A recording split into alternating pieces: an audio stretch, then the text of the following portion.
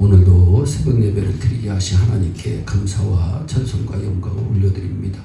우리 다 함께 사도신경으로 신앙 고백하신 후에 찬송가 285장을 부르신 후 에베소서 1장의 말씀을 읽으신 다음 오늘 말씀을 듣겠습니다. 우리가 이제 갈라디아서를 끝나고 에베소서를 묵상합니다. 하나님께서 창세전에 그리스도 예수 안에서 여러분과 저를 택하셨습니다. 그리고 택하심을 혹시 의심할까봐 에베소 1장 13절 14절 말씀을 통해서 믿을 수밖에 없도록 성령을 보증으로 주셨다고 말씀하고 있습니다. 그러면 전능하신 하나님께서 우리를 택하신 이유가 무엇일까요? 5절입니다. 그 기쁘신 뜻대로 우리를 예정하사 예수 그리스도로 말미암아 자기의 아들들이 되게 하셨느니라 말씀하십니다. 할렐루야. 하나님께서 여러분과 저를 하나님의 소중한 자녀로 삼으시기 위하여 창세전에 그리스도 예수 안에서 택하셨다고 말씀하고 있습니다. 요한복음 1장 12절입니다. 영접하는 자, 곧 그 이름을 믿는 자들에게는 하나님의 자녀가 되는 권세를 주셨다. 누구든지 예수를 믿으면 하나님의 자녀가 되는데 그것은 그날의 사건이 아니라 창세전의 사건이라고 하는 놀라운 말씀입니다. 미국의 한 도시의 목사님이 설교 준비를 하고 있는데 어디에 가면 방황하는 영혼이 있을 것이니 어서 가서 전도해라 하는 감동이 왔습니다. 사도행전에도 같은 사건이 있습니다. 선지자 아나니아가 기도하고 있을 때 성령께서 집 가라 하는 거리로 가서 유다의 집에서 사울이라고 하는 사람을 찾으라. 그가 기도하고 있을 것이니 그에게 안수하여 보게 하라고 하는 감동을 주시고 그 감동에 따라 행동한 사건이 나옵니다. 미국의 목사님도 성령님께서 자꾸만 감동을 주시는 것 같아 그곳에 가보았더니 한 청년이 있었습니다. 그 청년을 붙잡고 복음을 전하니 처음에는 거절하던 청년이 나중에는 복음을 받아들이고 예수님을 믿었습니다. 그날 저녁에 귀가한 청년이 그의 아버지에게 말합니다. 아버지, 이제 저도 예수님을 믿게 되었습니다. 오늘부터 저는 예수님을 믿는 하나님의 자녀입니다. 그의 아버지가 아들을 끌어안고 울면서 말합니다. 사랑하는 아들아, 내 영혼이 너무 안타까워.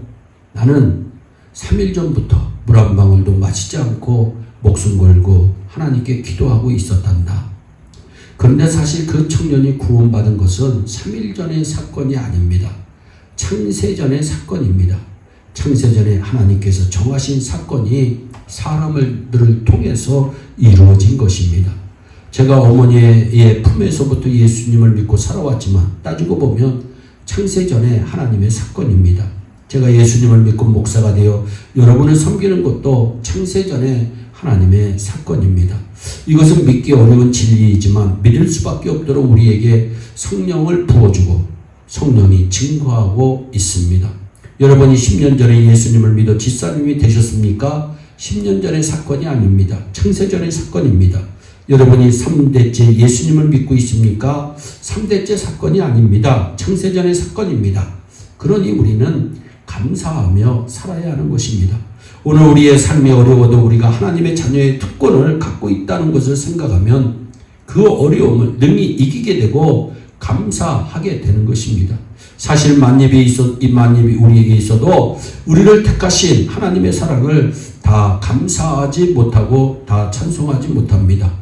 하늘을 두루마리 삼고 바다를 먹물 삼아도 하나님의 그 크신 사랑을 우리가 다 쓸 수 없는 것입니다.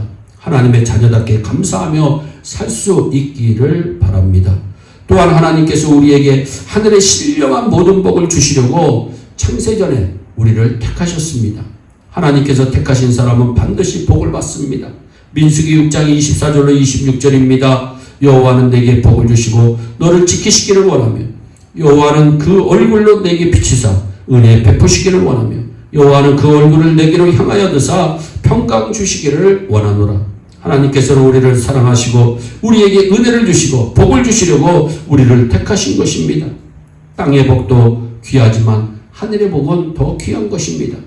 여러분, 우리가 잘 아는 빌 게이트 돈 많으신 분입니다. 집을 인터넷으로 보면 엄청 비쌉니다. 와, 이런 집도 있구나 하고 놀랍니다. 땅에 있는 집도 이렇게 좋은데, 땅의 복도 이렇게 큰데, 하늘의 복은 얼마나 크고 훌륭하고 아름답겠습니까? 오늘 세상살이가 힘들어도 소망으로 극복할 수 있기를 부탁을 드립니다. 하나님께서 창세전에 그리스도 예수 안에서 우리를 택하신 한 가지 이유가 더 있음을 오늘 성경은 말씀합니다. 4절입니다. 창세전에 그리스도 예수 안에서 우리를 택하사 우리로 사람 앞에서 그 앞에 거룩하고 흠이 없게 하시려고 말씀합니다. 사랑하는 여러분, 하나님의 관심은 우리가 얼마나 높이 명예를 가지고 살아가느냐, 권력이 있느냐, 얼마나 큰 집, 얼마나 좋은 차 타고 다니느냐가 아닙니다. 얼마나 당신이 거룩하냐, 얼마나 당신이 흠이 없는가, 이거 우리 하나님이 보십니다. 레위기서 11장 45절 내가 거룩하니 너희도 거룩할지어다. 베드로전서 1장 15절 오직 너희를 부르신 거룩한 자처럼 너희도 모든 행실에 거룩한 자가 되라. 데살로니가전서 3장 4장 3절에도 하나님의 뜻은 이것이니 너희의 거룩함이라 말씀합니다. 아무리 거룩한 사람이라도 죄성이 있습니다. 우리 모두에게 죄성이 다 있습니다. 죄의 유혹을 이겨야 합니다. 요셉은 참으로 거룩했습니다. 요셉이 거룩하니 남의 집에서도 빛이 나고 감옥에 가도 빛이 납니다. 거룩하면 하나님께서 큰 인물로 세워주시는 것입니다. 거룩한 길로 가는 것은 내 육신의 욕심을 버리고 성령의 소욕을 따르면 되는 것입니다. 갈라디아서 5장 16절 17절입니다. 내가 이르노니 너희는 성령을 쫓아 행하라. 그리하면 육체의 욕심을 이루지 아니하리라. 육체의 소욕은 성령을 거스리고 성령의 소욕은 육체를 거스리나니 제 마음에도 여러분 마음에도 있는 육신의 욕심 우리를 나쁘게 합니다. 그러나 성령의 소욕은 우리를 거룩하게 만듭니다. 그러므로 날마다 성령님을 따르면 거룩하게 되는 것입니다. 거룩하면 걱정이 없습니다. 하나님께서 우리를 아들, 딸로 삼으시려고 신령한 복을 주시려고 창세전에 택하셨습니다. 하나님의 아들, 딸로 택함받은 우리는 신령한 복을 다 누리게 되지만 지금 이 땅에서도 우리가 거룩하기만 하면 하나님께서 예비해 놓으신 축복이 엄청납니다. 우리 모두 이것을 기억하고 날마다 오늘의 유숍이 되어서 하늘의 하나님의 아들, 딸로서 거룩한 길을 함께 걸어가는 주의 귀한 남녀 종들이 되시기를 주 예수 그리스도의 이름으로 축원합니다. 기도하겠습니다. 사랑의 하나님 참 감사합니다.